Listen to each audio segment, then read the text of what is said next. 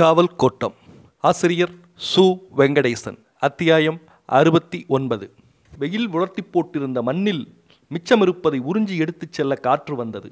செடிகொடிகள் சுருண்டு மடிந்து விட்டன. கள்ளிச்செடியும் கற்றாழையும் தாங்கி நின்றன. நிற்பதை முட்டித்தள்ளியபடி காற்று வேகமாக வீசியது. சில நாட்களிலே அது மண்ணில் நிலை கொண்டிருந்த பலவற்றையும் மாற்றி போட்டது. இரவும் பகலும் நரி ஊளையிட்டுச் செல்வதைப் போல அது வீசிக்கொண்டே இருந்தது. ஒரே திசையில் கட்டுக்கடங்காத வேகத்தில் வீசும். பின் சுழன்று அடிக்கும். கொஞ்சம் வேகம் குறைந்தது போல் தெரியும், ஆனால் ஏமாற்றும். மரமேறி வரும் வேடனை பார்த்து கூட்டிலுள்ள பறவைகள் கத்துவதைப் போல காற்றின் வேகத்தைக் கண்டு மரங்கள் சத்தமெழுப்பின. உச்சந்தலையை பிடித்து உலுக்குவதைப் போல காற்று மரங்களை உலுக்கியபடி இருந்தது. காற்றின் கரங்கள் சிக்கியதையெல்லாம் பிடுங்கி எரிந்தன. இலந்தை முட்களுக்குள் தூக்கணாங்குருவியின் கூடுகள் சிக்கிக் கிடந்தன. பறவைக்கூடுகள் வெளியெங்கும் சிதறின. வீடுகளின் மேற்கூரைகள் பிடுங்கப்பட்டு குட்டிச்சுவர்களாய் நின்றன. கிணறுகளின் அடியாழத்தில் பாறைகளே எஞ்சின. ஈன்ற மாட்டுக்கும் பால் வற்றியது. காற்றின் தாகம் தீரவில்லை. அம்மியை நகர்த்தி விடுமோ என்று அஞ்ச வைத்தது. கண்மாய் மடைக்கற்களை, கிணற்று மேட்டில் கமலைகளை ஆட்டி பார்த்தது. ஆலமர கொப்புகளை முருங்கை கிளைகளைப் போல் ஒடித்து போட்டது. மண்ணில் படாமல் வீசியது. கண்மண் தெரியாமல் வீசியது. கபாலிமலையின் செங்கரிசல் மண்ணை எடுத்து வெளிவீதி வரை வீசி எறிந்தது. பொதியும் உவரும் கலந்த மண் காற்றிலே அலையலையாய் வந்தபடி இருந்தது. வைகையில் வீசும் காற்று மணல் படுகைகளின் துகள்களை ஓவியம் போல தனக்குத்தானே வரைந்தபடி எடுத்துச் சென்றது. நாகமலையின் அடிவாரத்தில் கிடந்த சுக்கானையும் சரளையையும் அதனால் தூக்க முடியவில்லை. ஆனால் அதை கடந்து கிடந்த செவல் மண்ணை தோலை உரித்து எடுப்பது போல் எடுத்து ஊருக்குள் எரிந்துவிட்டு போனது. பூமி காய்ந்து மரம் செடிகள் எல்லாம் தடுக்க வலுவிழந்து இலைதலையற்று நிற்கிற பொழுது ஆங்காரங்கொண்டு வீசியபடி இருந்தது காற்று. வறட்சியால் பொசுங்கிப் போயிருந்த கிராமங்களை காற்று அடியோடு துடைத்தெறிய முயற்சித்தது. வெப்பம் மனிதனை வாடல் இலை போல சுருட்டி போட்டது. பாறை, நிலம், வீடு, சுவர் எல்லாம் உஷ்ணத்தால் தகித்து கிடந்தது. மேற்கே இருந்து உஷ்ணக்காற்று அலையலையாய் வந்த வண்ணம் இருந்தது. மனிதர்கள் வீடுகளை தாளிட்டு உள்ளேயே சுருண்டு கிடந்தனர். கதவை திறந்தால் எரிகற்கள் வீசுவதைப் போல காற்று வந்து முகத்தில் அறைந்தது. நிலம் பாலம் பாலமாய் வெடிப்பு விழுந்து பிளந்து கிடந்தது. பாறையைப் போல வெப்பம் கொண்டு மண் கிடந்தது.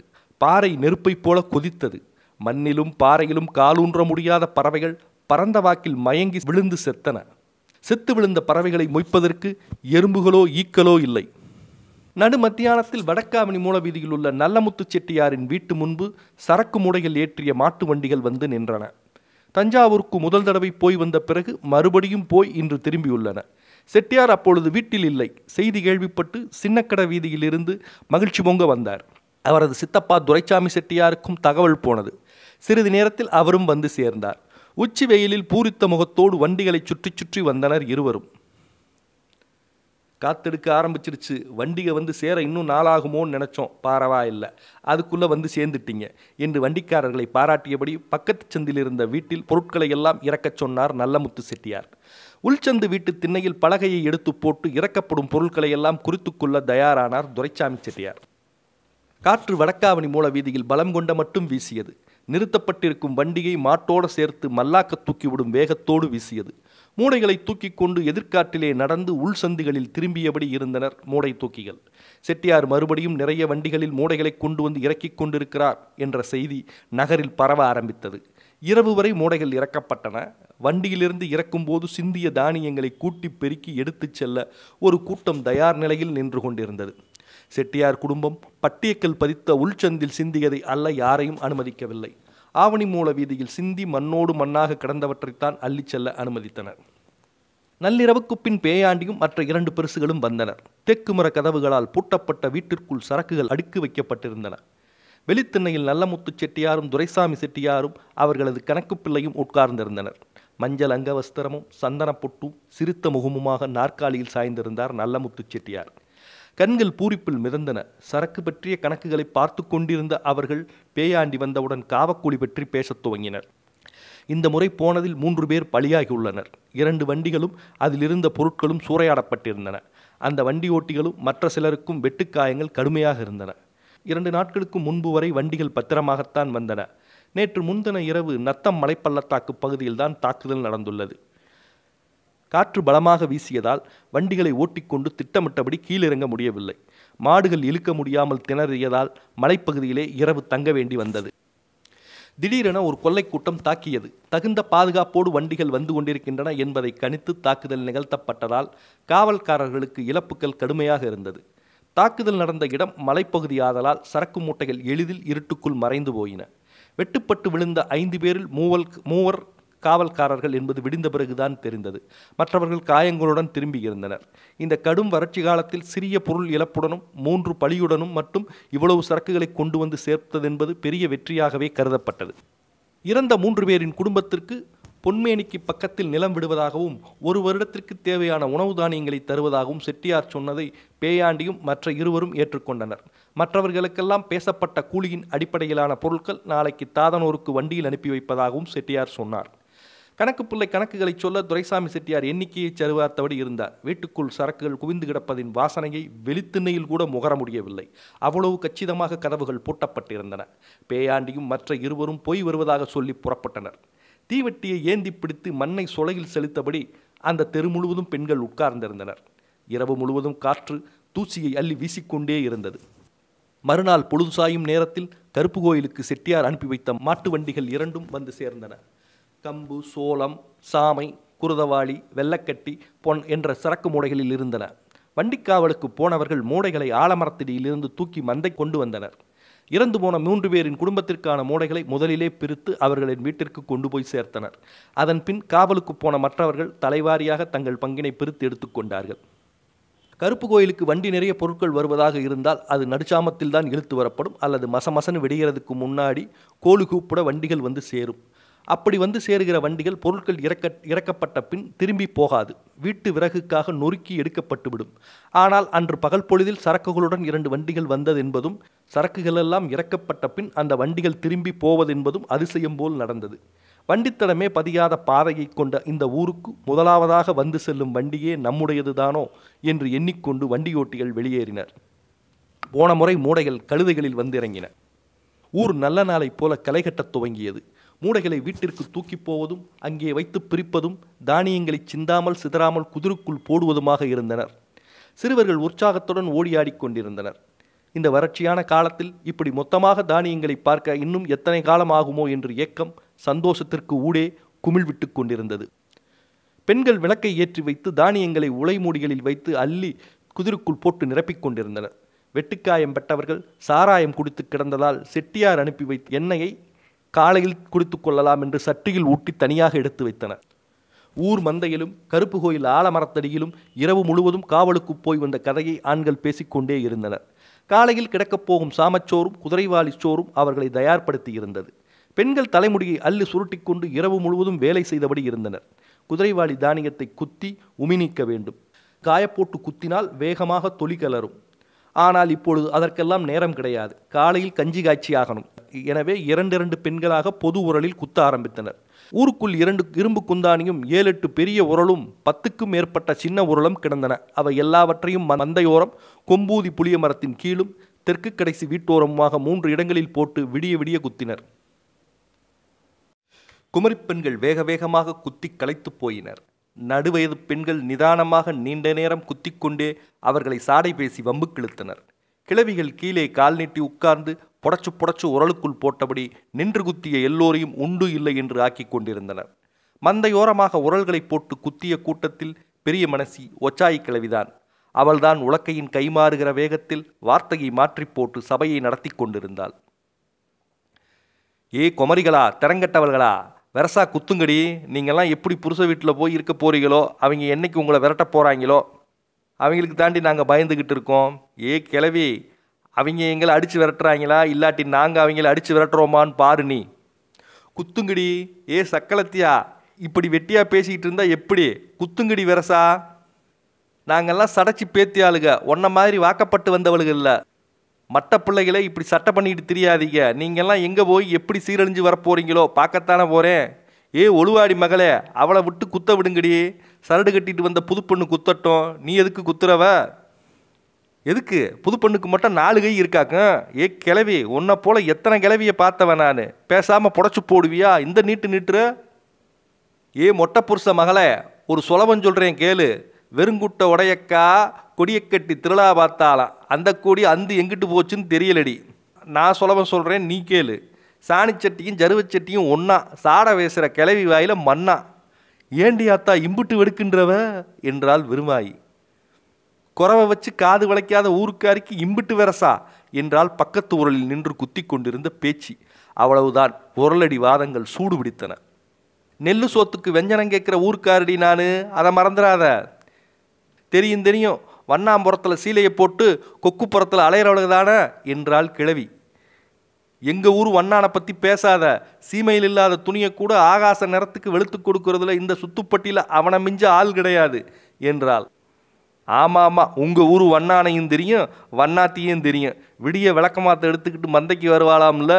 எவன்டா ராத்திரி என் கழுதுகிட்ட வந்தது சொல்லுங்கடான்னு என்றாள். பேச்சு வெள்ளாவிப்பானையிடம் வந்து நின்றது. துறைக்கு போய் கட்டினாலும் விடாத கழுத ஏரிகளை பற்றி ஆளாளுக்கு சொல்ல ஆரம்பித்தனர். என்ன மருந்தோ மாந்திரமோ இப்படி அலையிறாங்க எடுவட்ட வயல்க என்றாள் கிழவி. கக்குவானுக்கு கழுதப்பால் நல்லதுன்னு நம்மகிட்ட சொன்னாங்க, இவங்ககிட்ட மட்டும் வேற ஒன்றும் நல்லதுன்னு சொல்லிவிட்டாங்க போல என்றனர். மந்தையில் வைத்து அபராதம் கட்டிய கிழவன்களை பற்றியும் கழுதையிடம் உதை வாங்கி மாதக்கணக்கில் வீங்கி கிடந்த இளவட்டங்களை பற்றியும் விடிய விடிய பேசினர். அது போன பாதையில் காவாசி தூரம் போனதுக்கு இம்புட்டு அபராதமா என்று வில்லங்கமாய் கேட்ட செட்டியப்பட்டி கிழவனை பற்றி ஒச்சாய கிழவி சொன்னபோது உரல் குலுங்கிச் சிரித்தது.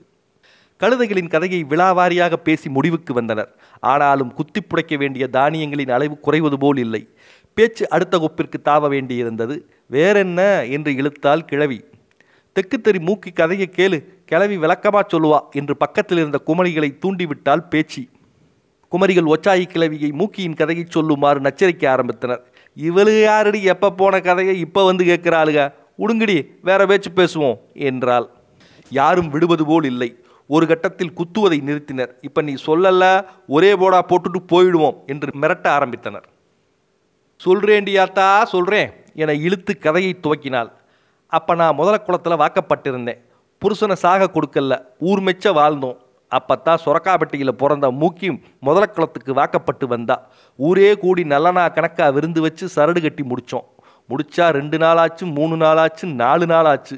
ஒன்றும் கசங்காம மசங்காமல் இருந்தா. என்னடின்னு கூட்டி போய் விசாரிச்சா அவள் ஒரு மாதிரியாக வர்றேன், முரட்டுத்தனமாக பிடிக்கிறேன், இந்த பொழப்பே வேணாமாத்தான்னு அழுதா. ஏ கிறுக்கு சிரிக்கி, என்னடி என்ன சமாச்சாரம்னு விளக்கமாக கேட்டால் தான் விஷயம் புரியுது. கூட இருந்தவ பூராம் புருஷங்காரனை பற்றி என்னென்னமோ சொல்லி வச்சு புட்டாளுக. அவன் கழுத கணக்கான்றா ஒருத்தி, அவிச்ச நெல்லை குத்துற வேண்டிய அவங்கிறா எதிர்த்த வீட்டுக்காரி. இப்படி ஆளாளுக்கு சொல்லி அவளை அரட்டி புட்டாளுக. அவன் புருஷங்காரன் வீட்டுக்குள்ளே வந்தால் போதும் பிடுங்கி அடித்து வெளியில் ஓடி வந்துடுறான். அப்புறம் அவளை தேத்தி ஒன்று முன்னாடி தைரியமாருன்னு சொல்லிப்புட்டு அந்த எடுபட்ட வயலை கூப்பிட்டு, இலை மொட்டுக்கட்ட பயலை, நீ என்ன தீர்த்த வலையா சரடு கட்டிட்டு கூட்டி வந்தா? இது உழுகாத வயக்காடு. எடுத்து இடுப்பிலே அமுக்கி உழுகணும்னு நினச்சேன்னா கலப்பையும் சேதப்பட்டு போகும், மண்ணும் புரளாது, பதம் போயிடும். ஓட்டா ஓட்டி அப்புறம் கலப்பை எடுத்து கட்டி மேலி அமுக்கி பிடிக்காமல் மெல்ல பிடிச்சிக்கிட்டு அது நோக்கத்துக்கு மாட்டை போக விடு. போகிறப்ப அதுவாக கிழிச்சிட்டு போகும். 2 ஓட்டு 3 ஓட்டில் தன்னால் புழுதி கிளம்பிடும். அப்புறமா நோக்கத்துக்கு கலப்பையை விட்டு கட்டி மேலி அமுக்கி பிடிச்சி நீ எப்படி தட்டி ஓட்டினாலும் சரி வெள்ளாமல் பிடிக்கும். அதை விட்டுட்டு எடுத்து இடுப்புலே நான் அமுக்கித்தேன் உழுவேன், கலப்பையை விட்டு கட்டித்தேன் உழுவேன்னு சொன்னேன்னா கேனப்பையில் எதுக்கு ஆகாமல் போயிடும்னு சொன்னேன். அப்புறமா இவளை கூப்பிட்டு, ஏ சிரிக்கி மகளே, பொம்பளையாக பிறந்துட்டோம், இவன் இல்லாட்டி இன்னொருத்தங்கிட்ட வாக்கப்பட்டு தான் ஆகணும். சட்டியில் பணியாரத்தை ஊற்றிட்டா சிலுக்கணியை விட்டு புரட்டித்தான் ஆகணும். காயப்பட்டு போகும்னு நினச்சா என்னைக்குத்தான் பணியாரத்தை எடுக்கிறது? புள்ளத்தாச்சி ஆகணும்டி, இல்லாட்டி மலடின்னு பேராகி போகும். பொம்பளைக்கு இதெல்லாம் இருக்கப்பட்டது தாண்டி, ஒழுங்காக இருந்து பொழைச்சிக்கோன்னு சொல்லி அவளை சரி கட்டி குடும்பம் நடத்த வச்சோம். அப்புறம் ஒன்று முன்னமாக சேர்ந்துச்சு, அவனால் முடிஞ்சதெல்லாம் செஞ்சுருக்காண்டி, சரி நல்ல பொழப்புன்னு நினச்சிக்கிட்டு இருந்தோம். ஏ ஆத்தே, ஒத்த பல்ல பெற்று முடிக்கல, அதுக்குள்ளே பஞ்சாயத்தை கூட்டிட்டா. என்னடி என்னாச்சுன்னு நான் போய் விசாரித்தேன். அதெல்லாம் பஞ்சாயத்தில் பேசிக்குவோம் அப்படின்னுட்டா. அவனை போய் கேட்டேன். ஆத்தா அதை கேட்காத, ஆத்தா வெளியில் சொன்னால் வெக்கக்கேடு அப்படின்ட்டான். சரி விடுன்னு சொல்லி பஞ்சாயத்தில் போய் உக்காந்துட்டோம். என்னம்மா என்ன விஷயம் அப்படின்னு பஞ்சாயத்துக்காரங்க கேட்டாங்க. தீர்த்து விடுப்பா, இனி ஒட்டாதுன்னுட்டா. தீர்க்கிறதுக்கு காரணத்தை சொல்லணும்னு கேட்டாங்க. அதெல்லாம் என்னத்துக்கு, பிடிக்கல தீர்த்து விடு அப்படின்னா. என்ன காரணம்னு பஞ்சாயத்தில் சொல்லித்தாம ஆகணும், காரணத்தை சொல்லுன்னு விடாமல் கேட்டாங்க. கடைசியில் சொன்னான், சேவை மிதிக்குதுப்பா. பஞ்சாயத்துக்காரங்களுக்கு ஒன்றும் புரியல. சேவை மிதிக்குதுன்னா என்னம்மா அர்த்தம்னு கேட்டாங்க. இது தெரியாமல் நீங்கள் என்னடா பஞ்சாயத்து பண்ணுறீங்க, வெக்கம் கட்டவங்களா, சொரக்காம்பட்டி பஞ்சாயத்துக்கு வாங்கடா அப்படின்னு சொல்லி அவள் பிறந்த ஊருக்கு போயிட்டா. அப்புறம் நாங்கள்லாம் சுரக்காம்பட்டி பஞ்சாயத்துக்கு போனோம். அங்கே அவங்க விசாரித்தாங்க. இங்கே மாதிரியே சேவை மதிக்குதுப்பான்னு சொன்னான். அவ்வளவுதான், இனி ஒன்றும் செய்ய முடியாது, தீர்த்து விடுங்கடான்ட்டேன். சரிப்பா தீர்த்துக்குறோம், அவள் சொன்னதுக்கு என்ன அர்த்தம்னு கேட்டோம். இது தெரியாதா உங்களுக்கு? சேவை மாதிரி ஏறினதும் இறங்கிடுறானா. அட தட்டுக்கட்ட சிரிக்கி, ஆழம் பத்தாதுன்னு அழுதுகிட்டு கிடந்தவ ஒத்த வருஷத்தில் நீளம் பத்தாதுன்னு தீர்த்துட்டு போயிட்டாளேன்னு புலம்பிக்கிருக்கேன். குச்சி எடுத்து உடச்சி முறி கொடுத்துட்டு வந்து சேர்ந்தோம் என்றாள் கிழவி. கதை கேட்டபடி குமரிகள் குத்தும் உலக்கை உரலை பிளந்து உள்ளிறங்கி கொண்டிருந்தது. கலகலப்பின் ஊடே பேச்சின் சுவாரஸ்யம் உச்சத்திற்கு போனது. கெட்டிக்கார பொம்பளைகளை பற்றியும் திறங்கட்ட ஆம்பளைகளை பற்றியும் மாறி மாறி பேசினார்கள். ஓம் புருஷன் பெரிய கெட்டிக்காரனாம்லாடி என்று விருமாயியை பார்த்து பேச்சு கேட்டாள். அவன் கிடக்கான் தூமச்சில, இடம் கண்டுபிடிக்கவே 8 நாள் ஆச்சுன்னு சொல்லி பதில் சொன்னாள்.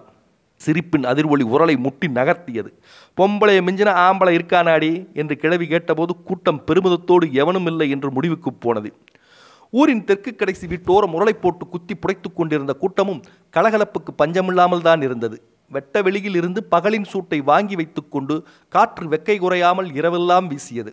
உரலுக்கு பக்கத்தில் சம்மணம் போட்டு உட்கார்ந்த பெரிய கிழவி சொன்னால், மாடக்குளங்கண்மாய்க்கு மேற்க மொச்சப்பயிறு, காணப்பயிறு, கல்லுப்பயிறு, வெடிமுத்துப்பயிறு எல்லாம் வெள்ளாமல் செஞ்சதை நிறுத்தி புட்டு 2 வருஷமாக வேற வெள்ளாமல் செஞ்சாங்க.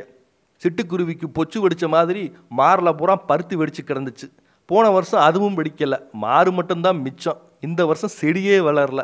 என்னாண்டு காடுகரை விளைஞ்சு சனக்காடு உழைக்க போதோ என்று இழுத்தாள். ஏ கிழவி, கை வலிக்காமல் குத்த 4 சொலவட சொல்லுன்னா நீ என்னமோ வேளச்சேரையருக்கு வாக்கப்பட்ட மாதிரி வெள்ளாமைக்கே சலிச்சுக்கிற என்றால் ஒரு குமரி.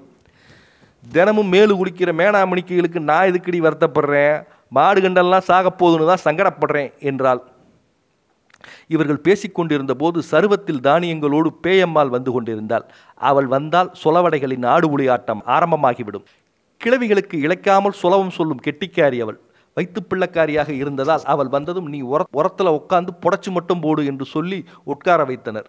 பெருமூச்சோடு, மல்லப்புறம் கல்லுப்பட்டி மாதரக்கோட்டை, அங்கிருந்து இங்கே வந்து சீப்பட்ட கோட்டை என்றாள். அடுப்புனைக்கு துடுப்புனைக்கு அடுப்பாங்கிற சாம்பனிக்கு எந்த ஊரை பார்த்து என்ன பேச்சு பேசுகிறா என்றால் பெரிய கிழவி. என்னடியாத்தா இம்புட்டு வெரசா வர்ற கிழவி என்றால் பேயம்மாள். எல்லோரும் படுத்துத்தான் பிள்ளை வருவாளுக, நீ என்னடி தொட்டாலே பெத்துருவ ஓல் இருக்கு என்று வருஷம் தவறாமல் பிள்ளை பெத்து கொண்டு இருந்த பேயம்மாளை பார்த்து கேட்டால் உச்சாய். அதற்கு பேயம்மாள், பெத்த பெத்த பூசணிக்கா, பேரு பெத்த பூசணிக்கா, என்ன கஞ்சிக்கு வாக்கப்பட்டா, நான் நெல்லு கஞ்சிக்கு வாக்கப்பட்டேன். நெல்லு சவடை குத்தி எடுக்க முத்தொலக்க வேணும், முத்தொலக்க தேடி எடுக்க வீட்டுக்குள்ளே போனேன். உள்ளே இருந்த எடுவட்ட பைய உலக்கையோடு எந்திரிச்சான். ராவெல்லாம் பகலாச்சு, பகலெல்லாம் புடவாச்சு. ஊருக்குள்ளே வீடு இருந்தும் வீட்டை சுற்றி ஆள் இருந்தும் உரல் இடி வாங்குற சத்தம் ஊருக்கே கேட்கலையே, பெத்த புள்ள கத்துற சத்தம் உலக்கைக்கே கேட்கலையே.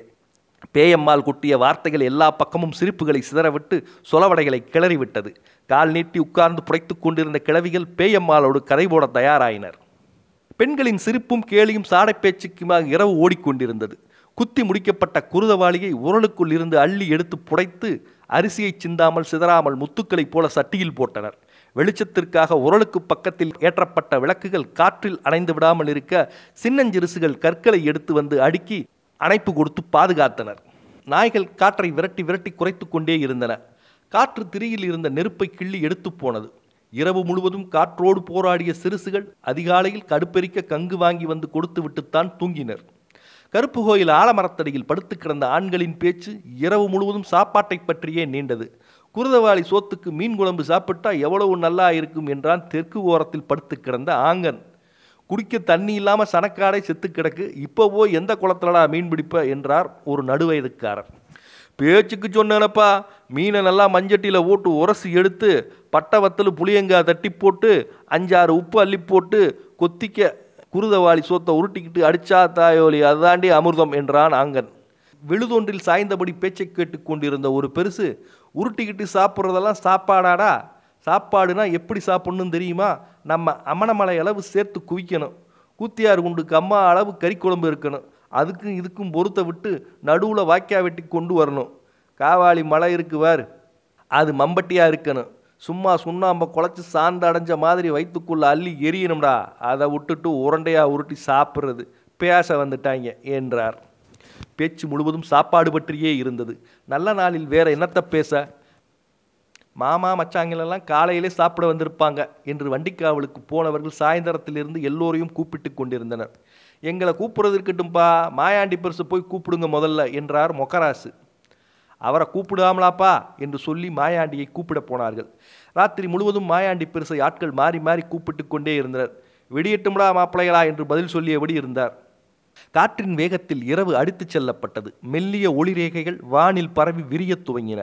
பறவை குரல்கள் இருளின் கடைசி படிக்கட்டுகளில் விழுந்து சிதறித் தெரித்தன. குருதவாளியின் 9வது ஊமி கலட்டப்பட்டது போல் இரவு தனது கடைசி நாளிகையை கலற்றிவிட்டது.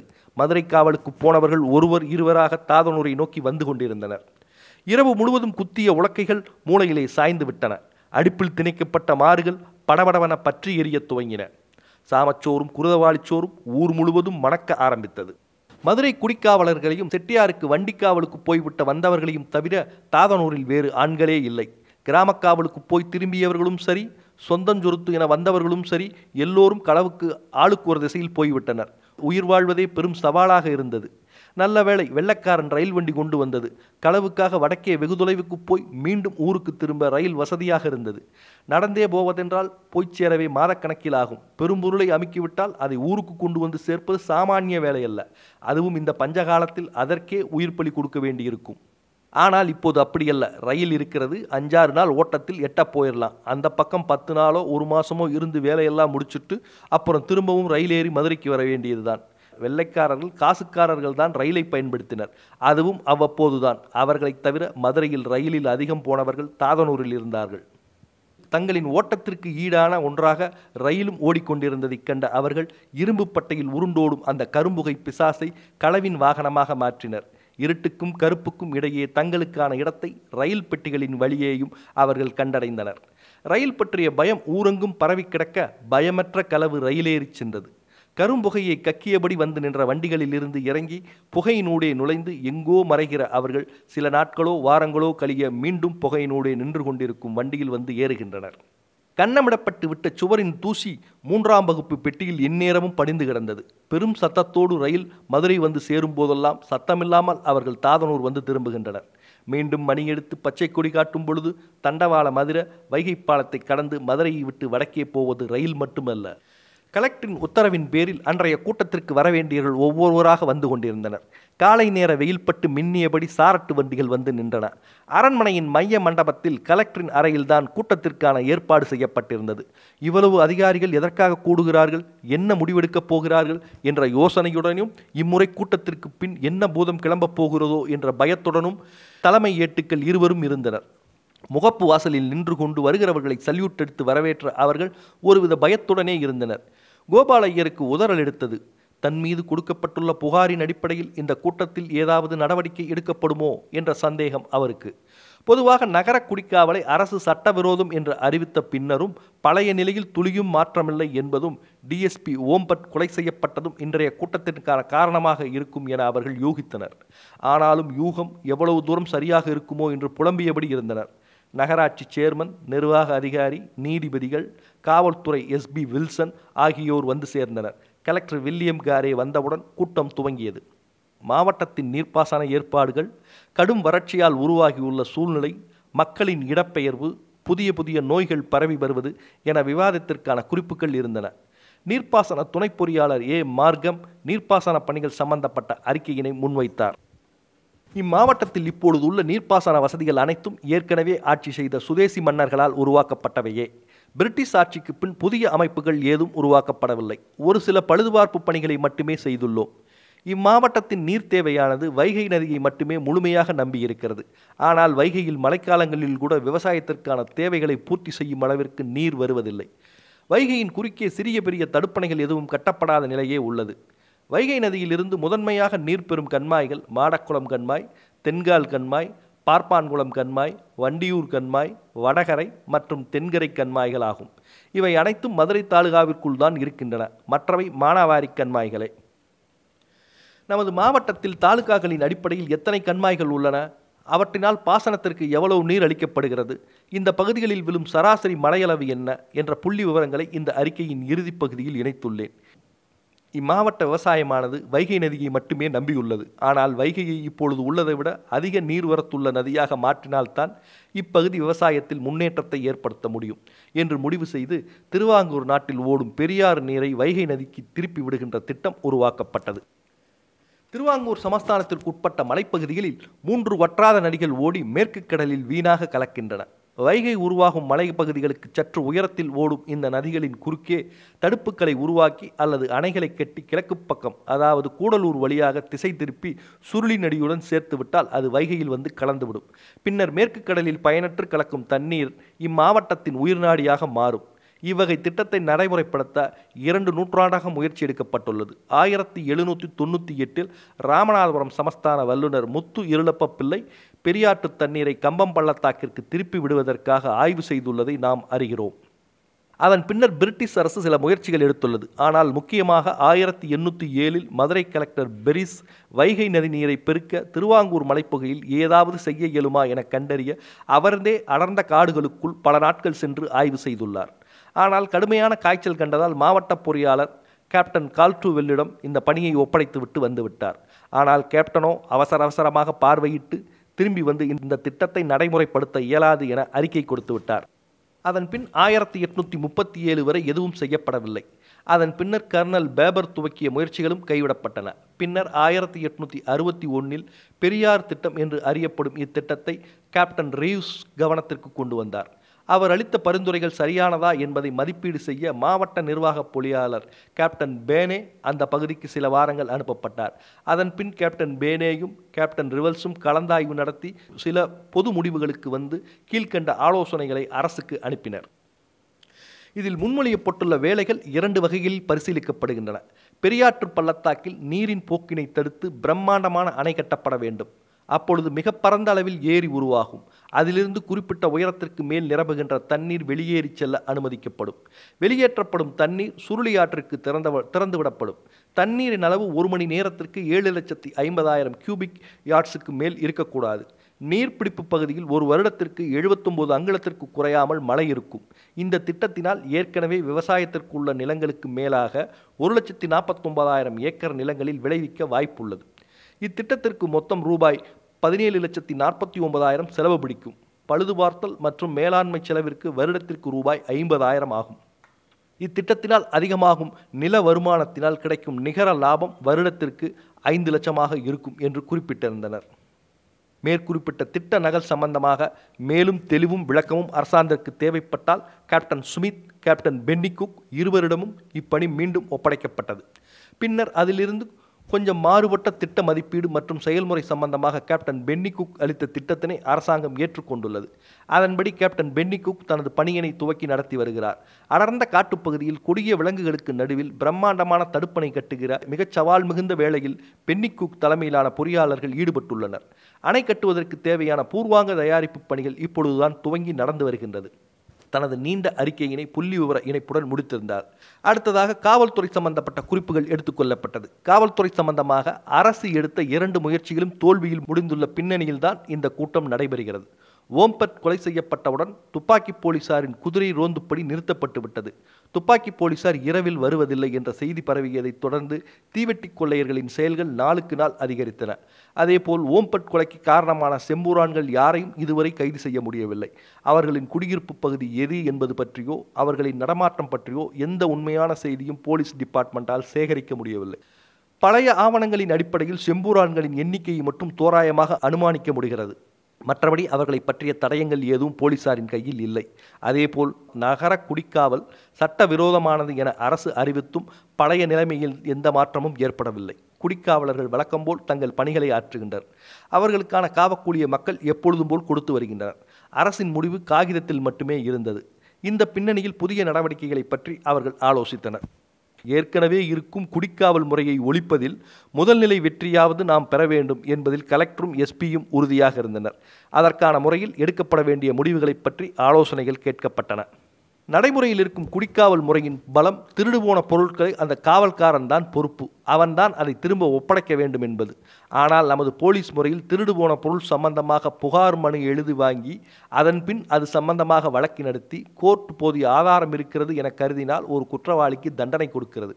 இந்த நடைமுறை பெரும் பலகீனமான ஒன்று என நமது போலீஸ் துறையைச் சேர்ந்தவர்களே கருதுகிறார்கள். அது மட்டுமல்ல, வக்கீல், கோர்ட் என்ற ஐரோப்பிய பழக்கம் எதையும் மக்களுக்கு புரிய வைக்க முடியவில்லை.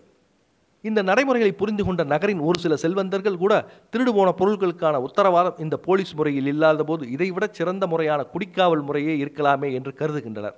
இந்த கருத்துக்கள் எல்லாம் தான் நமது புதிய சட்டத்தை நடைமுறைப்படுத்துவதில் சிறிய முன்னேற்றம் கூட ஏற்படாததற்கு காரணம் என்று டிஎஸ்பி பிரவுஸ் தெரிவித்தார். தொடர்ந்து மற்றவர்கள் தங்களின் கருத்துக்களை தெரிவித்தனர். காவலும் களவும் எவ்வளவு நெருங்கிய உறவுடன் இருக்கிறது என்பதையும், இரத்த பந்தமுள்ள சகோதரர்களான இருவரும் இருட்டை எப்படி ஆதிக்கம் செலுத்துகிறார்கள் என்பதையும் புரிந்து கொள்ள முயற்சி செய்யாமல் வெறுமனே சட்ட ரீதியான நடவடிக்கையில் மட்டும் அவசரம் காட்டுகிற ஐரோப்பிய அதிகாரிகளாகவே அவர்கள் இருந்தனர். அவர்கள் முன்வைத்த ஆலோசனைகளும் அந்த தன்மையிலே இருந்தன. கச்சேரி போலீஸுக்கு யூனிஃபார்ம் மாட்டிவிட்டதைப் போல நகரக்காவல் மீது போலீஸ் முறையை எளிதில் பொறுத்து விடலாம் என்று கருதினர். நகர் முழுவதற்குமான காவலை நாம் கையில் எடுப்பது என்பது முற்றிலும் இயலாத காரியம். எனவே சித்திரை வீதி, ஆவணி மூல வீதி, மாசி வீதி ஆகிய 3 பெரும் வீதிகளை உள்ளடக்கிய பகுதியின் காவலை முதல் கட்டமாக நாம் எடுக்கலாம். இந்த பகுதியில் குடிக்காவல் தடை செய்யப்படுகிறது என்று மக்களுக்கு மீண்டும் தெரிவிக்கலாம். ஆனால் இன்றைய சூழ்நிலையில் மக்களே முன்வந்து காவல்காரர்களுக்கு தர வேண்டிய காவல் கூலியை நிறுத்துவார்கள் என்று எதிர்பார்ப்பது அறிவீனம். எனவே இந்த பகுதியில் குடியிருக்கும் செல்வந்தர்கள், முக்கியமானவர்கள், நமது நிர்வாகத்தில் பணிபுரிகிறவர்கள் ஆகியோருடன் பேசி அவர்கள் காவக்கூலி தருவதை நிறுத்தச் செய்யலாம். அவ்வாறு அவர்கள் நிறுத்திவிட்ட செய்தி பரவுமேயானால் மற்றவர்களும் நம்பிக்கை பிறக்கும். காவல்கூலி முறையிலிருந்து அவர்களும் விடுபட நினைப்பார்கள். எனவே நாம் இந்த பணியை அங்கிருந்துதான் துவக்க வேண்டும் என்று நகரின் சேர்மன் கே. மங்களால் கருத்து தெரிவித்தார். நீண்ட விவாதத்திற்கு பின் இறுதியில் சித்திரை வீதி, ஆவணி மூல வீதி, மாசி வீதி ஆகிய 3 வீதிகளுக்கு உட்பட்ட பகுதியில் குடியிருக்கும் முக்கியஸ்தர்களை போலீஸ் அதிகாரிகள் நேரில் அழைத்து பேசி காவல் கூலி கொடுப்பதை நிறுத்தச் சொல்வது என்று முடிவு செய்யப்பட்டது. அந்த பகுதியில் டிஎஸ்பிகளின் தலைமையில் இரவு நேர ரோந்து செல்வதென்று முடிவு செய்யப்பட்டது. தொடர்ந்து அடுத்த குறிப்புகள் விவாதத்திற்கு எடுத்துக்கொள்ளப்பட்டன. முன்வாசலில் நின்று கொண்டிருந்த தலைமை ஏட்டுக்கள் மூவரும் உள்ளே கூட்டத்தில் என்ன முடிவெடுத்தார்களோ என்று பயத்துடன் இருந்தனர். கூட்டம் விரைவில் முடிவதாக இல்லை, பிற்பகல் வரை நீடித்தது. மறுநாள் எஸ்பி வில்சன் தனது அலுவலகத்தில் போலீஸ் டிபார்ட்மெண்ட்டின் கூட்டத்தை கூட்டியிருந்தார். டிஎஸ்பியாக இருந்த ஓம்பட் கொலை செய்யப்பட்டதை அடுத்து அந்த பொறுப்புக்கு புதிதாக பிரவுஸ், சாங் என்ற அதிகாரி நியமிக்கப்பட்டிருந்தார்கள். அவர்களும் அந்த கூட்டத்திற்கு வந்திருந்தார். தலைமை ஏட்டுக்களும் வரவழைக்கப்பட்டிருந்தனர். எஸ்பி வில்சன் நேற்றைய கூட்டத்தில் எடுக்கப்பட்ட முடிவுகளை கூறினார். அதன் அடிப்படையில் செய்ய வேண்டிய பணிகள் பிரித்து கொடுக்கப்பட்டன. மாசி வீதிக்கு உட்பட்ட 3 பிரதான வீதிகளிலும் உள்சந்துகளிலும் வசிக்கும் முக்கியஸ்தர்களின் பெயர் பட்டியல் இறுதி செய்யப்பட்டது. அதில் குறிப்பிட்ட சில நபர்களை எஸ்பியே நேரில் அழைத்து பேசுவதென்றும் மற்றவர்களை டிஎஸ்பிக்கள் இருவரும் அழைத்து பேசுவதென்றும் அதற்கான நாள் நேர அட்டவணை இறுதி செய்யப்பட்டது. அன்று மாலை துவங்கி 2 நாட்களாக அந்த பணி நடைபெற்றது. ஆட்சியாளர்களின் இந்த முடிவு பலருக்கு புரியவில்லை. இதற்கான தேவை என்ன என்ற கேள்வியை கேட்டவாறே அவர்கள் எஸ்பி பங்களாவை விட்டு வெளியேறி போயினர். யாருக்கும் இந்த முடிவில் உடன்பாடில்லை. குறிப்பிட்ட நேரம் வரை மறுத்து சொல்லிவிட்டு கடைசியில் ஏற்றுக்கொண்டதைப் போல மௌனம் காத்து வெளியேறினர். அரசின் ஆணையை கடைபிடிப்பதில் முன்மாதிரியாக இருக்க வேண்டியவர்கள் நீங்கள் என்று தன்மையில் ஆலோசனையாக துவங்கிய இந்த சந்திப்புகள் பின்னர் அடுத்த கட்டத்திற்கு மாறியது. ஒரு சில பெருந்தனக்காளர்கள் செல்வந்தர்களின் சட்ட ரீதியான பலகீனங்களை சுட்டிக்காட்டி காவல் கூலி விஷயத்தில் அரசின் முடிவை நீங்கள் ஏற்கவில்லை என்றால் வேறு விஷயங்களில் உங்கள் மீது நடவடிக்கை எடுக்க வேண்டியிருக்கும் என்று நேரடியாகவும் மறைமுகமாகவும் கூறப்பட்டது. பட்டியலில் இருந்த அனைவரும் எஸ்பி வில்சனும் டிஎஸ்பிக்கள் இருவரும் பேசி முடித்தனர். காவல் கூலி ஒழிப்பு நடவடிக்கையின் முதல் கட்டமாக தாங்கள் மேற்கொண்டுள்ள இந்த பணி வெற்றிகரமாக அமையும் என்று நம்பிக்கையை கலெக்டருக்கு எஸ்பி தெரிவித்தார். எஸ்பி அழைத்து பேசிய முதல் நாள் இரவு விஷயம் எதுவும் வெளியில் வரவில்லை. அப்புறம் கொஞ்சம் கொஞ்சமாக கசியத் துவங்கியது. புது மண்டபம், தெப்பக்குளம் என ஒருவர் இருவராக குசுகுசுவென பேசிக் கொண்டிருந்தனர். தன்னை எஸ்பி கூப்பிட்டு சொல்லி அனுப்பினார் என்ற செய்தி வெளியில் தெரியக்கூடாது என்றுதான் எல்லோரும் நினைத்தனர். ஆனால் எஸ்பி அழைப்பின் பேரில் போய் வந்தது யார் யார் என்பதை எல்லோரும் அறிந்தேதான் வைத்திருந்தனர். புது மண்டபத்தில் வெங்கடாஜலபதி முதலியார் தான் முதலில் மனம் நொந்து வெளியில் பேசினார். இந்த பாலும் காலத்தில் போய் இப்படி முடிவெடுத்து அதை நம்மளை கூப்பிட்டு செய்ய சொல்கிறாங்களே, மதுரை அழிகிறதுல பார்க்கணும்னு முடிவெடுத்துட்டியான் போல் இருக்கு. அது நம்மளை விட்டு ஆழம் பார்க்குறேன். குறிப்பிட்டவர்கள் மட்டும் கலந்து கொள்கிற பேச்சாக அது இருந்தது. 4-5 பேராக கூடி பேசுவது, வேறு ஆள் வந்தால் பேச்சை மாற்றிக்கொள்வதுமாக இருந்தது. ஆங்கில கல்வி கற்று அரசு உத்தியோகத்தில் இருக்கும் சிலர் வெள்ளைக்காரனின் இந்த சட்ட ஒழுங்கு நடவடிக்கையை தூரத்து பார்வையில் சரியானதுதான் என்று கருதினர். ஆனால் இருளையும் களவையும் பற்றி தெரிந்தவர்கள், கச்சேரி போலீஸை பற்றியும் அறிந்தவர்கள் இந்த விஷயத்தில் அரசு நிர்வாகம் காட்டுகிற அவசரம் தாக்குப்பிடிக்க முடியாத எதிர்விளைவுகளைத்தான் உருவாக்கும் என்று உறுதியாக நினைத்தனர். பொது இடத்தில் நடைபெற்ற பேச்சுக்கள் வறட்சி பற்றியோ அல்லது காவல் பற்றியோ தான் இருந்தது. மாறி மாறி தங்களுக்குள்ளாகவே பேசிக் கொண்டிருந்தனர்.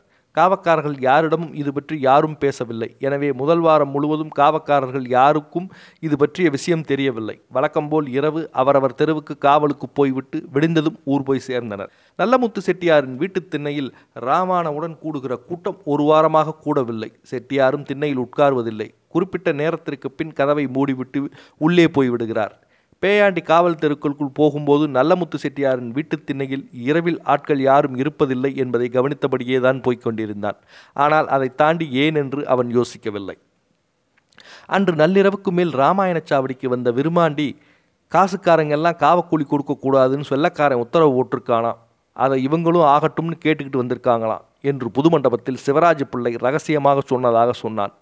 மற்றவர்களுக்கு விஷயம் புதிதாக இருந்தது. ஆனால் ஏதோ ஒரு பிரச்சனையை உணரத் துவங்கினர். முன்னாடி தண்டோரா போட்ட செய்தியை கேள்விப்பட்ட போது இருந்த அசட்டை இப்பொழுது இல்லை. பேயாண்டி, சோங்கு, கருத்தாண்டி, ஆமையன் என எல்லோரும் இருந்தனர். தூணுக்கு பின்னால் எரிந்த சிறு விளக்குதான் சாவடி முழுவதற்கும் வெளிச்சம் தந்து கொண்டிருந்தது. மறைவிலிருந்து விளக்கை காற்று எட்டி அணைக்க முயற்சித்தது. அப்பொழுது பொன்னாண்டி சாவடி படிக்கட்டேறி மேலே வந்தான். என்னப்பா இருட்டுக்குள்ள பேச்சரவம் இல்லாமல் உட்கார்ந்துருக்கீங்க என்று கேட்டவாறு கம்பை மூலையில் சாத்திவிட்டு சோங்குவின் பக்கத்தில் போய் உட்கார்ந்தான். விருமாண்டி விஷயத்தை சொன்னான். அதானப்பா, 4-5 நாளைக்கு முன்னாடி அந்த கோபால ஐயர் என்கிட்ட உன் பெஞ்சாதியை மற்றவங்களுக்கு தெரியாமல் புறவாசமாக பக்கமாக வந்து காவக்கூலியை வாங்கிட்டு போ சொல்லு, தெருப்பக்கமாக வந்து கேட்க வேணாம்னு சொன்னார். ஏன் இந்த ஆள் இப்படி சொல்கிறான்னு அப்போ விளங்கல்ல, இதுதானா விஷயம் என்றான். பொன்னாண்டி சிவராஜ பிள்ளை சொன்ன செய்தி உண்மையானதுதான் என்று நம்புவதற்கான சூழல் ஏற்பட்டது. ஆனாலும் மாசி வீதிக்குள் காவக்கூலி கொடுக்க முடியாதுன்னு சொல்ல ஆள் இருக்கா என்ற எண்ணம் விஷயத்தை பெரிதாக பேசவோ யோசிக்கவோ விடாமல் செய்தது. மூளையில் சாத்தப்பட்டிருந்த கம்புகளைப் போல அப்பேச்சும் சத்தமின்றி சாய்ந்து வைக்கப்பட்டது. இருள் பொழியும் மதுரையின் வீதிகளை காற்று இரவெல்லாம் உழுதபடி இருந்தது. மாசி வீதிக்குள் குடியிருக்கும் எல்லோரையும் அதிர்ச்சிக்கு உள்ளாக்கிய அந்த செய்தி காட்டுத்தீயைப் போல பரவியது. வடக்காவணி மூலவீதியில் துவங்கி சுழற்காற்றைப் போல நகரெங்கும் சுற்றி சுற்றி வந்தது.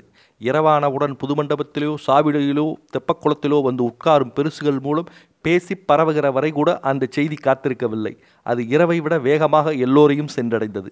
அது பரவும் செய்தி அல்ல, பற்றியறியும் செய்தி. எல்லோரையும் படபடக்க வைத்துவிட்டு போய்க் கொண்டிருந்தது. வீடுகளுக்குள் இருந்தபடி பெண்கள் பேசினார்கள். திண்ணைகள் தோறும் பேசப்பட்டது. அக்ரஹாரத்தில் ஆச்சரியத்தோடு அது விவாதிக்கப்பட்டது. வெளியில் போய்விட்டு வீட்டுக்கு வந்தவர்கள் வேக வேகமாக பேச்சில் பங்கெடுத்தபடி இருந்தனர். இப்படி ஒரு முட்டாள்தனமான முடிவை அந்த மனுஷன் எப்படி எடுத்தான் என்று அதிர்ச்சியில் கச்சேரி போலீசார் உறைந்து போயிருந்தனர். அன்று இரவே எஸ்பிக்கு கச்சேரி போலீசார் செய்தியை தெரிவித்தனர். எஸ்பி வில்சனோ உற்சாகம் பொங்க கலெக்டருடனும் டிஎஸ்பிகளுடனும் அதை பகிர்ந்து கொண்டார். கேள்விப்பட்ட சிலர் புது மண்டபத்தில் உட்கார்ந்து பேசி மகிழ்ந்தனர். அடுத்து நடக்கப்போவது அவர்களுக்கு சந்தோஷம் தரும் என கருதினர். செட்டியாரின் பக்கத்து வீட்டில் இருந்த ராஜநாராயணால் கூட அதை நம்ப முடியவில்லை. இப்படி சொன்னது உண்மைதானா என்று அவரிடம் கேட்டு உறுதிப்படுத்தி கொண்ட பின் தான் நம்பினார். அது மட்டுமல்ல, பைத்தியக்காரன் தான் இப்படி ஒரு முடிவெடுப்பான் என்று மூஞ்சிக்கு நேராக சத்தம் போட்டு விட்டு வந்து விட்டார். வடக்காவணி மூலவீதி முழுவதும் ஒருவித பயம் பரவி நல்லமுத்து செட்டியாரின் மீதான கோபமாகவும் எரிச்சலாகவும் மாறியது.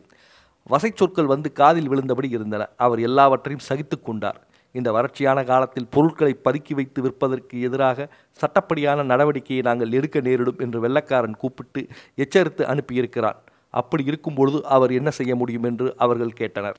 ஆனால் இந்த கேள்வி மிக நெருக்கமானவர்களிடம் மட்டுமே சொல்லப்படும் சமாதானமாக இருந்தது. வீட்டுக்கு காவக்கூலி கொடுக்கக்கூடாதுன்னு வெள்ளைக்கார அதிகாரியே சொல்கிறாங்க.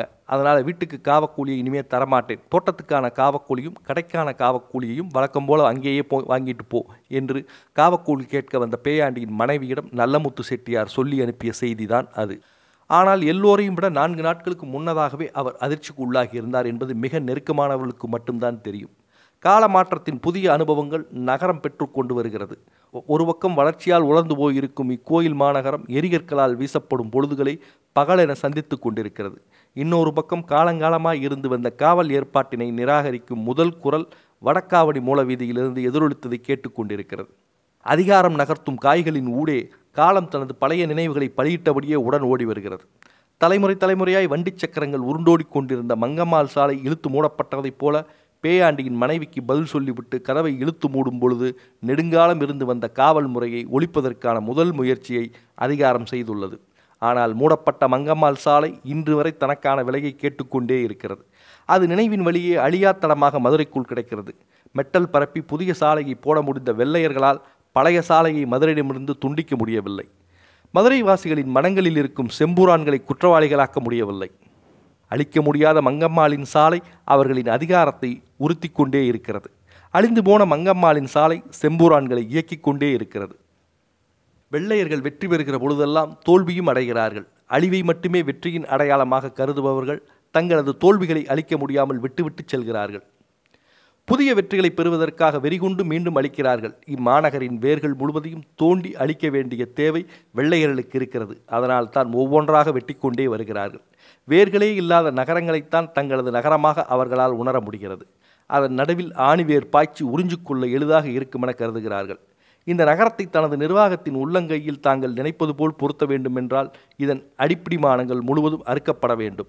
25 ஆண்டுகளுக்கு முன்பு தாம் உருவாக்கிய வரைபடத்தின் உள்ளங்கையில் மதுரையின் நில அமைப்பை பொருத்தியதைப் போல இப்பொழுது தமது நிர்வாகத்தின் உள்ளங்கையில் மதுரையின் சமூக இயக்கத்தை பொருத்த நினைத்தார்கள்.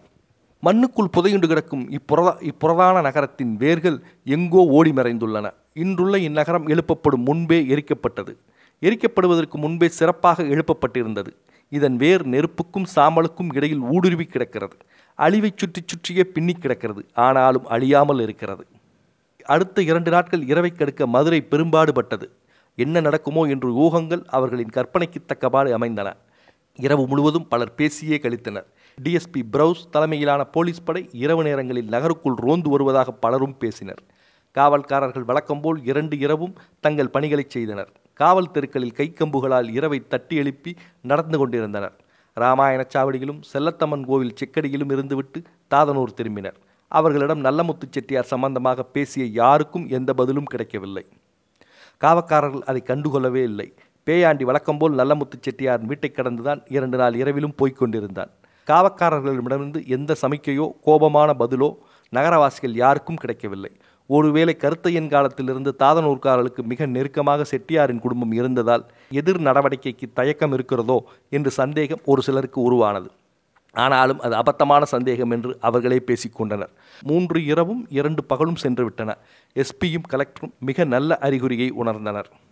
4ஆம் நாள் இரவு வந்தது. வழக்கம்போல் நேரம் ஆக ஆக புதுமண்டமும் தெப்பக்குளமும் பேச்சொலிகள் நின்று இருளுக்குள் மூழ்கின. குடிக்காவலர்கள் தங்களின் காவல் வீதிகளுக்கு போய்விட்டு தங்குமிடம் நோக்கி வந்து கொண்டிருந்தனர். இராமாயண சாவடிக்கு வரவேண்டிய எல்லோரும் வந்து சேர்ந்து விட்டனர். பேச்சொலிகள் குறைந்து மறைந்தன. தலைப்பா கோனார் மட்டும் தூக்கம் வராமல் வெகு நேரம் வரை விருமாண்டியுடன் பேசியபடி இருந்தார். பின்னர் சாவடிக்குள் இருந்து வெளியில் வந்து படிக்கட்டின் ஓரமாக படுத்து கொண்டார். பொழுது நள்ளிரவை கடந்து வெகு நேரமாகிவிட்டது. தலப்பா கோனார் ஆழ்ந்த தூக்கத்திற்குள் போக முடியாமல் புரண்டு படுத்தபடியே இருந்தார். காற்று ஒரு நதியைப் போல வடக்கு மாதி வீசியில் ஓடிக்கொண்டிருந்தது. சரக்குகள் ஏற்றப்பட்ட மாட்டு வண்டி ஒன்று சாவடியை கடந்து காற்றுக்கு எதிர் திசையில் போனது. சத்தம் கேட்டு கண் விழித்து பார்த்த கோனார் ஏதோ நினைத்த வாக்கில் படிக்கட்டில் தலை சாய்த்து மீண்டும் தூங்கினார். வண்டி சக்கரங்கள் உருளும் சத்தம் விட்டு விட்டு கேட்டுக்கொண்டே இருந்தது. நீண்ட நேரமாக சத்தம் கேட்பதும் நிற்பதுமாக இருந்தது. பின் தூக்கம் கலைந்து எழுந்த அவர் சாவடியை கடந்து போய்கொண்டிருந்த வண்டியை பார்த்தார். சரக்குகள் ஏற்றியபடி சென்ற வண்டியின் பின்னால் மிகவும் வயதான ஒருவன் கைக்கம்பை ஏந்தியபடி சென்று கொண்டிருந்தான். ஒரு சாயலுக்கு மாயாண்டி பெருசு போல தெரிகிறது என யோசித்தவாறு படியிலிருந்து எழுந்த அவர் உள்ளே படுக்கப் போனார். சாவடியின் கிழக்கு தூண்களுக்கு இடது பக்கம் இருக்கும் இடம் முழுவதும் வெற்றிடமாக இருந்தது. வழக்கமாக காவக்காரர்கள் படுத்துறங்கும் இந்த இடத்தில் இப்பொழுது யாரும் இல்லை. தன்னுடன் பேசியபடியே படுத்துறங்கிய விருமாண்டியும் காணவில்லை. எங்கோ எழுந்து போய்விட்டார்கள் போல் இருக்கிறது என்று நினைத்தபடி தலப்பா கோனார் நிம்மதியாக படுத்துறங்கினார். வண்டி சத்தம் அதன் பின் அவரை தொந்தரவு செய்யவில்லை. 2 வண்டிகள் சூறையாடல், 3 உயிர் பலி என்று முன்பு போல எந்த இழப்பும் இல்லாமல் தஞ்சாவூர் பக்கமிருந்து கொண்டு வரப்பட்ட மூளைகளில் விற்றது போக மீதி அனைத்தையும் நாகமலையின் பின்புற அடிவாரத்தின் பக்கம் பத்திரமாக கொண்டு போய் சேர்க்கப்பட்டன. செம்பிக்கிணற்று செந்தில் வசிக்கும் சுப்பாநாயுடு அதிகாலை எழுந்து வீட்டை விட்டு வெளியில் வந்தபோது நல்லமுத்து செட்டியாரின் வீட்டுக் கதவு திறந்து கிடந்தது.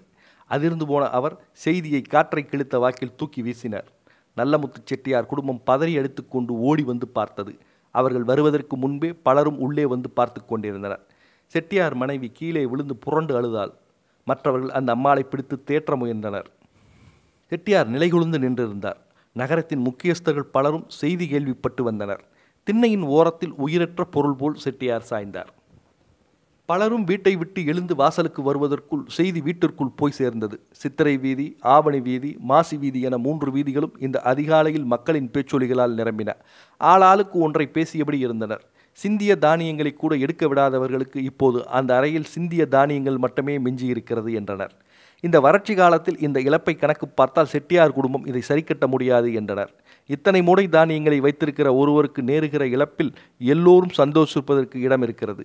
தனது பங்கை சரியாக பிரித்து கொடுக்கவில்லை என்ற வருத்தத்தில் இருந்த அவரது சித்தப்பா துரைசாமி செட்டியார் உள்பட மாவட்ட எஸ்பி வில்சனால் நம்பவே முடியவில்லை. மீண்டும் மீண்டும் விசாரணை நடத்தி கொண்டே இருந்தார். நள்ளிரவுக்கு பின் இத்தனை மூடைகளும் வண்டிகளில் ஏற்றி விடியும் முன் எப்படி நகரை விட்டு வெளியேற முடியும் என்பதை அவரால் புரிந்து கொள்ள முடியவில்லை. அவரால் புரிந்து கொள்ள முடிந்திருந்தால் 3 படி தானியத்தை தர மறுத்து இத்தனை மூடை தானியங்களை இழப்பதற்கு வழிகாட்டியிருப்பாரா என்று பலரும் நினைத்தனர். காவக்கூலி விஷயத்தில் வில்சன் நல்லமுத்து செட்டியாரை எச்சரித்ததைப் போல பல மடங்கு பலமான எச்சரிக்கையை காவல்காரர்கள் நல்லமுத்து செட்டியார் மூலம் மதுரைக்கு விடுத்துள்ளனர். எஸ்பி வில்சன் சொல்படி தலைமை ஏற்று கோபால ஐயர் நல்லமுத்து செட்டியாரின் வீட்டிற்கு போய் அவருக்கு ஆறுதலாக 4 வார்த்தை பேசிவிட்டு கொஞ்ச நேரம் கழித்து கச்சேரிக்கு வருமாறு அழைத்தார். நீங்கள் கச்சேரிக்கு வந்து புகார் மனு கொடுக்க வேண்டுமென எஸ்பி சொன்னார் என்றார்.